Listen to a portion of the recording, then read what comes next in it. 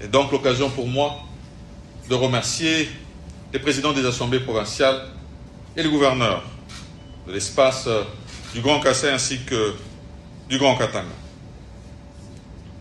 Je souhaite d'ailleurs qu'il en soit ainsi chaque fois que surgit une problématique qui menace notre vouloir vivre ensemble.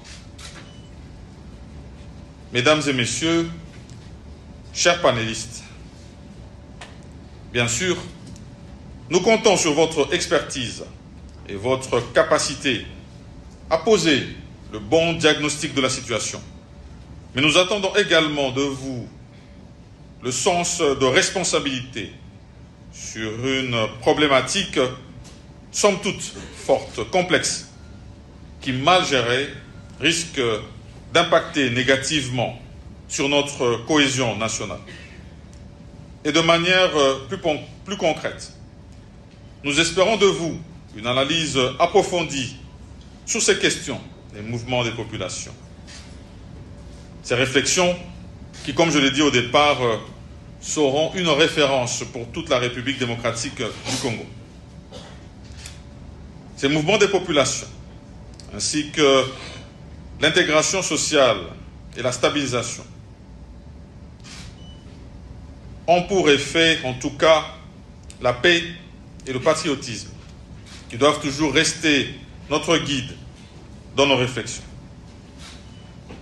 Ainsi donc, au nom de son Excellence, Monsieur le Président de la République, chef de l'État, je déclare ouverte la table ronde sur la paix et le vivre ensemble.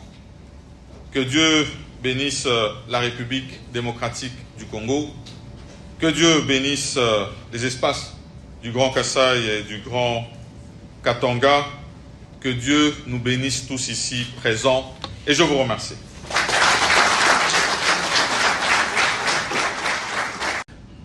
Dans la réussite de cet ambitieux programme de développement national, gage de toute stabilité sociale et démographique dans notre pays,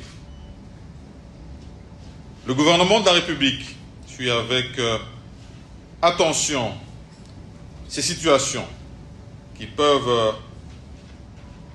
dans le cadre des tensions intercommunautaires des espaces, briser les équilibres de paix sociaux ainsi que la cohésion nationale. Son Excellence, Monsieur le Président de la République, chef de l'État, a très rapidement saisi cette problématique.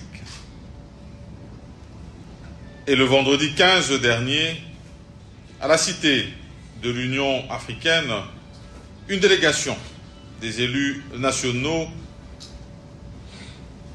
de toutes nos provinces du Grand Katanga ont été reçus.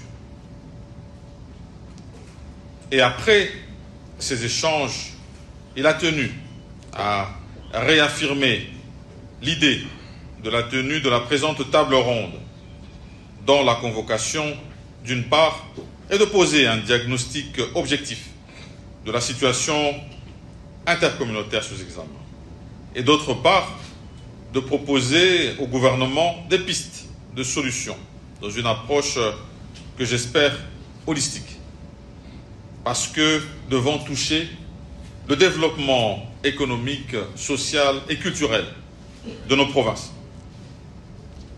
C'est dans cet état d'esprit que le chef de l'État, qui a la présidence de ce forum, m'a chargé de l'ouvrir.